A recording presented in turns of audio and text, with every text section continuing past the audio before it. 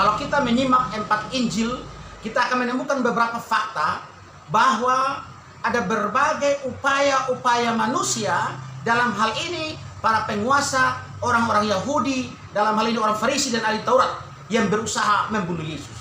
Kita lihat yang pertama, usaha untuk membunuh Yesus adalah beberapa saat setelah kelahiran Yesus, di mana Herodes akhirnya memerintahkan untuk mencari dan membunuh semua anak yang berusia 2 tahun ke bawah, tujuannya untuk bisa membunuh Yesus. Tetapi Alkitab mencatat bagaimana Tuhan menyuruh malaikat menampakkan diri kepada Yusuf dan Maria, dan kemudian mereka disuruh untuk pergi ke Mesir sehingga mereka terhindar dari upaya untuk pembunuhan daripada Herodes. Nah, di sini kita melihat berarti ada kegagalan rencana Herodes untuk membunuh Yesus. Yang kedua, kita melihat bahwa ada rencana para ahli Taurat, ya.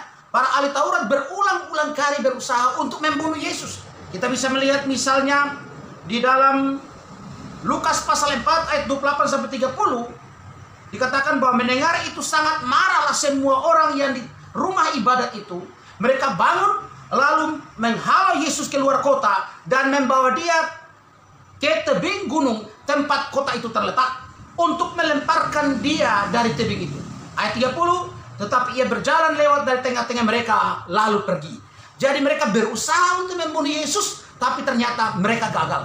Yesus lolos daripada mereka. Demikian juga dicatat dalam Injil Yohanes pasal 8 ayat yang ke-59.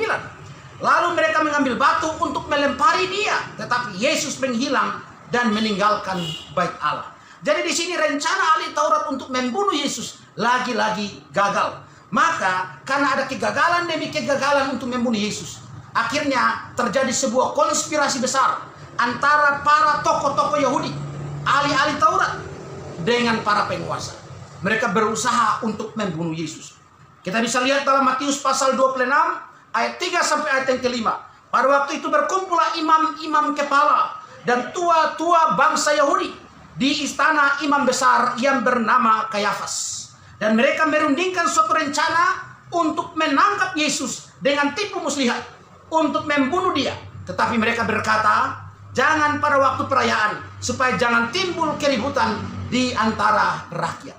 Ternyata tujuan mereka ini adalah untuk menghindari terjadi keributan. Mengapa? Karena ada pro kontra. Ada yang mendukung Yesus, ada yang tidak mendukung Yesus. Ada yang simpati pada Yesus, ada yang mau menjadi pengikut Yesus, tapi ada yang tidak. Karena itu mereka tidak mau terjadi pada hari perayaan atau hari raya. Mengapa? Karena pada saat hari perayaan begitu banyak orang berkumpul di Yerusalem, dan kalau Yesus ditangkap pada hari itu tentu akan terjadi keributan besar. Sehingga mereka merencanakan supaya itu dilakukan bukan pada saat hari raya. Nah, tetapi saudara, apa yang terjadi? Kita melihat dalam Yohanes 8 ayat 20. Kata-kata itu dikatakan Yesus dekat perbendaharaan, yaitu ia mengajar dalam bait Allah dan tidak seorang pun yang menangkap dia karena saatnya belum tiba. Ayat ini menekankan saatnya belum tiba. Apa maksud kata saatnya? Ini merujuk kepada kedaulatan Allah pada waktu yang ditetapkan Tuhan. Artinya apa? Sekalipun ada begitu banyak rencana untuk membunuh Yesus, bahkan mereka sudah menetapkan waktunya bukan pada hari raya atau sesudah hari raya. Tetapi apapun rencana manusia itu, yang akan terjadi dan yang harus terjadi adalah rencana Tuhan. Nah, kita perhatikan Yesus mati tepat pada hari raya Paskah, dan ini sesuai dengan rencana dan kedaulatan Allah, sesuai dengan ketetapan Tuhan. Dalam Yohanes 1 ayat 29 dikatakan, pada keesokan harinya Yohanes melihat Yesus datang kepadanya dan ia berkata, lihatlah anak domba Allah yang menghapus dosa dunia. Yesus disebut anak domba Allah. Ini berarti dia adalah domba Paskah. Maka dia harus diserahkan atau mati pada saat Paskah. Tidak bisa sesudah Paskah atau sebelum Paskah. Jadi Allah menetapkan kematian Yesus terjadi tepat pada saat Paskah. Oleh karena itulah kita bisa melihat mengapa rencana daripada Herodes, rencana imam-imam besar ahli-ahli Taurat gagal, karena rencana mereka untuk membunuh Yesus tidak sesuai dengan rencana dan kedaulatan Tuhan. Di sini kita bisa melihat Amsal 19 ayat 21 berlaku. Banyak rancangan di hati manusia, tetapi keputusan Tuhanlah yang terlaksana. Manusia punya rencana untuk membunuh Yesus agar Yesus mati sebelum Paskah. Kemudian mereka lagi merencanakan supaya Yesus mati sesudah Paskah. Tetapi Yesus mati tepat pada saat Paskah. Ini berarti kematian Yesus adalah sesuai dengan rencana Allah.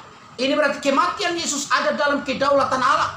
Manusia tidak bisa mempercepat ataupun tidak bisa memperlambat rencana Tuhan. Apa yang Tuhan tetapkan terjadi, itu yang pasti terjadi.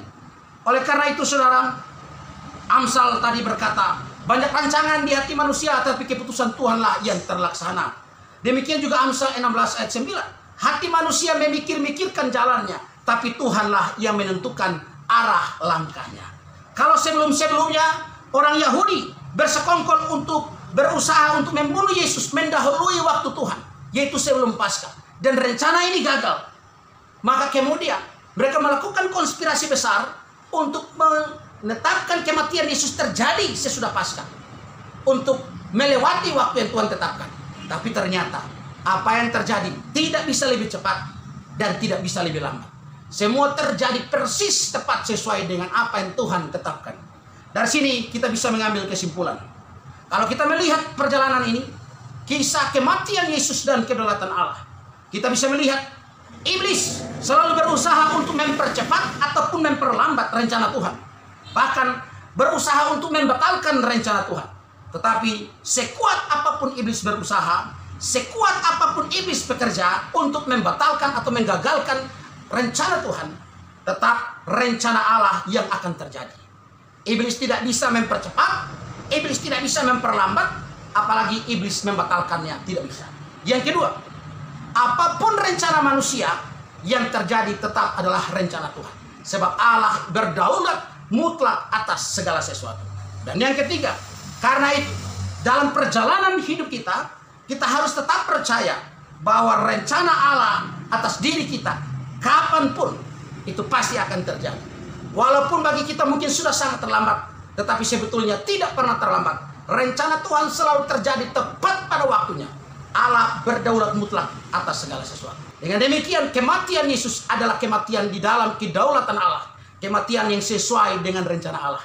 Waktu kematiannya tepat sesuai dengan ketetapan Tuhan. Tidak terlambat, tidak terlalu cepat.